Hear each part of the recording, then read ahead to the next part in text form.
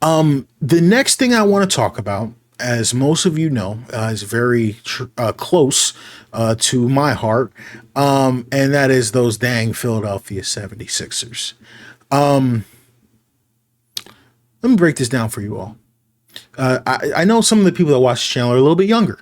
Trust me, I can tell from your comments. We definitely got the younger generation here. So if some of y'all are in high school, some of y'all are going to be preparing to go to college.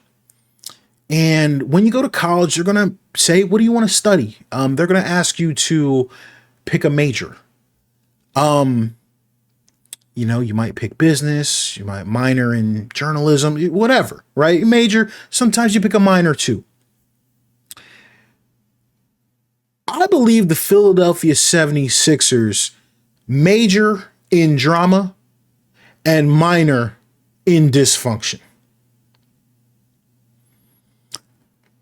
I've had so many people ask me, probably over the past 2 months, how can you root for someone like Joel Embiid? He's flopping all over the place. He's never healthy. You can't really like him. You can't really like anything about his game or his personality. You know, guys, sometimes I don't think y'all remember. I'm 31 years old. I've watched the Sixers my entire life. And it's crazy because people like actually think I'm trolling, but like, I don't know why my memory's so good.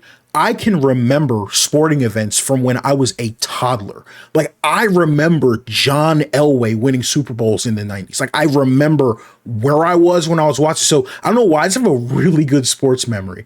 I remember watching the Sixers at 5 years old, watching Allen Iverson and the crazy things he was doing on the court. With that being said, I remember Allen Iverson's run to the finals in 2001. I don't know if it registers with any of you all. The Sixers have never been out of the second round. So, like, again, I know I'm showing my age, but the running joke, the meme is, oh, Joel Embiid's never getting out of the second round. Joel Embiid's never getting out of the second round. Didn't we draft Embiid in what, like 2015 or 16? We hadn't been out of the second round. What would that be? 13, 14 years prior to that?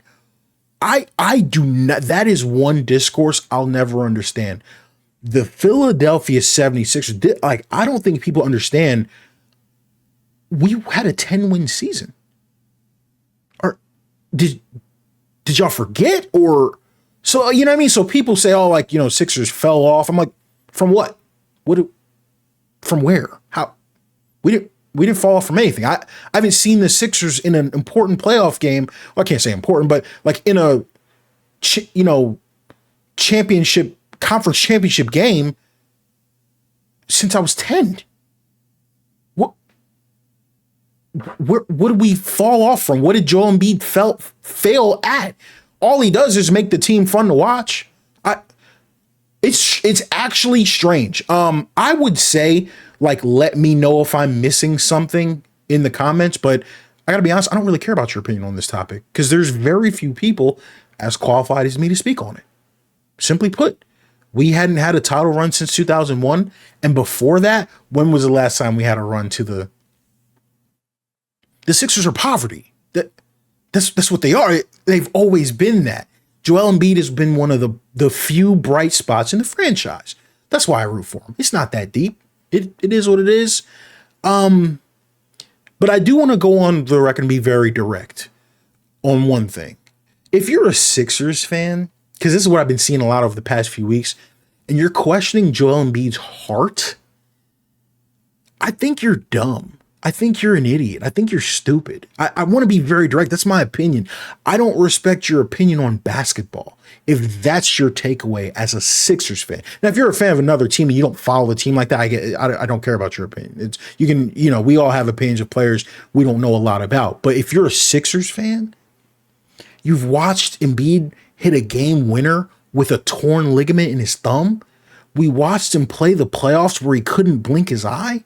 We've watched them play through a playoff series on a torn meniscus, and I had Sixers fans DMing me saying he's not hurt. He just doesn't feel like playing.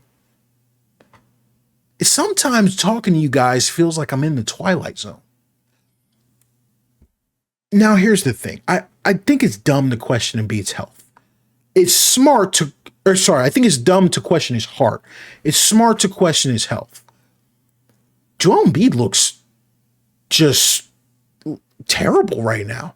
So logically, myself, I got to take a step back and use my head. We watched Joel Embiid, and listen to the sentence I'm going to say. I'm just going to say it very calmly. We watched Joel Embiid score 70 points this year. This calendar year, Joel Embiid scored 70 points in an NBA game. Now he's scoring like 9. If you take a step back and use your head, what do you think the problem is? Obviously, when you add Paul George and you've got Maxey who's taking a step forward, his shots are going to come down, his points are going to come down. I expected Embiid to average this year about 24 points a game, 23, 20. That was my expectation. He can't even get to 10. Why would anyone with a working brain think it's anything but an injury? The reason he's missing games. I would say I'd like to hear your thoughts on that, but I've heard a lot already, and it's all incoherent nonsense. I'll leave that question out there. Right. So that's where I'm at. You have every right as a fan, an NBA basketball product fan, to be upset with what's going on in Philadelphia. That is past Philly fans. If you're a fan of the NBA product, nobody's happy about what's going on in Philadelphia. That's a sad product because I got to watch every dribble of it. And if you're mad at anything, be mad at the lack of transparency from the organization. I'm so lost. Is he injured or not? What is the diagnosis? Let us know why this is the product that we're putting out. But before we jump on Joel Embiid, let me tell you another thing.